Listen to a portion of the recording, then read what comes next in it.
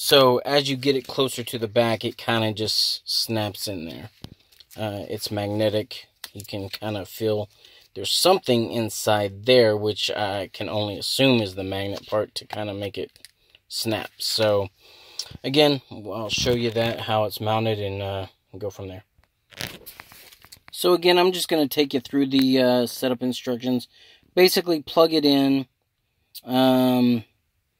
turn on the power to the device. You'll see an orange light, kind of like setting up any other Echo device. If you've had a Echo Dot or a regular Echo, it'll kind of turn orange, and then you have to set it up in the app. Obviously, that's step 2. Download the Alexa app if you don't have it, and then you set up your Auto Echo using the Alexa app. It'll tell you all that. It uses your smartphone plan for data and app connectivity. Carrier rates and charges may apply. So obviously this thing is probably going to use a little bit more data, but really no more data than you would use for GASP, a Google Assistant, if you use that in your vehicle as well. I tend to use the Amazon Music app. I like that app. I know Alexa's built into it, but up until this point, it's been pretty difficult to use while I'm driving without trying to manipulate the phone. Obviously, with a lot of hands-free laws and regulations in local cities, towns, and states, hands-free is sometimes your only option. And just from a safety standpoint of driving, that's obviously what people want to try to use, and hopefully this is what this device will solve. So, saying to mount your Echo, I don't know how well this can be read in the video, but basically, says identify a flat surface near the center of your car's dashboard to mount it. And I don't know if you can see in the diagram there really, but basically there is a part of the device on the front, and I'll show it to you right. I don't know if you can see that. It looks like a little bar. I'll show it to you again, but that apparently lights up, and that's how you'll know when you're, again, according to the documentation, there should be a horizontal LED light bar facing the driver. So it also says if you're going to store your Echo, if you live in a hot climate, I'm in Texas, obviously, it gets hot here. So if you're in Arizona, anywhere pretty much in the South, anywhere it gets hot during the summer.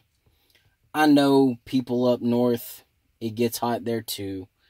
And I'm not saying that it's not as hot as it gets in Texas, but when we're talking 120 degrees inside a vehicle, that 120 degree, 115, 110 degree day outside air temperature is much hotter inside a vehicle. So I'm pretty sure it doesn't get like that in Canada. No offense to our neighbors to the north. Love you guys. I know I got friends up there, but I'm doubting it gets 115 degrees Fahrenheit in Canada on the regular. So I'm sure there's been times, but just any type of electronic device, whether it be a dash cam, a GPS, anything like that, heat is bad for it. Okay, for all intents and purposes, you can see I've kind of mounted it in the center of my dash there. You can see the cord kind of going down. I'll have to do some cord management. I already had something sitting there, but as you can see, this mount, it's more of just kind of like a sticky pad. It's not an actual adhesive thing. So for people who were kind of curious or kind of dubious because you don't want to have adhesive stuff stuck on your dash, this is great because as far as I know about these sticky pad type things, if it ever stops being adhesive or stops working, and as you can see, again, with the magnetic thing,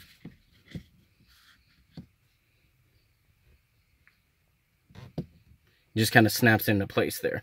So if it ever stops just being sticky, you wet it, and it just kind of becomes sticky again, I'm assuming. So let's give this puppy a little bit of power, see what happens. Sorry about the Hello. Let's get rolling. When you can safely do so, go to your Alexa app and add a new device.